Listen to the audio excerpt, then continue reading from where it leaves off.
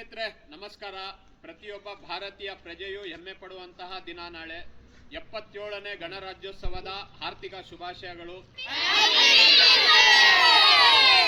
ನಮ್ಮ ಈ ಒಂದು ಪುಟಾಣಿ ಮಕ್ಕಳ ಸಮ್ಮುಖದಲ್ಲಿ ನಾನು ನಾಡಿನ ಜನತೆಗೆ ಹಾಗೂ ನಮ್ಮ ಪ್ರತಿಯೊಬ್ಬ ದಿನ ಯಾಕೆ ಅಂದರೆ ನಮ್ಮ ದೇಶಕ್ಕೆ ಸ್ವಾತಂತ್ರ್ಯ ಸಿಕ್ಕ ನಂತರ ನಮಗೆ ನಾವು ಸಂವಿಧಾನವನ್ನು ಕೊಟ್ಕೊಂಡಿದ್ದಂತಹ ದಿನ.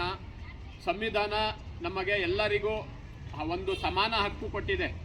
ಏನು ನಮ್ಮ ಜಾತ್ಯತೀತತೆ, ಸರ್ವಧರ್ಮ ಸಮನ್ವಯತೆ, ಧರ್ಮ ನಿರಪೇಕ್ಷತೆ, ಸರ್ವರಿಗೂ ಸಮಪಾಲು, ಸರ್ವರಿಗೂ ಸಮಬಾಳು ಅನ್ನೋ ಸಿದ್ಧಾಂತ ಸಾರುವ ನಮ್ಮ ಸಂವಿಧಾನ.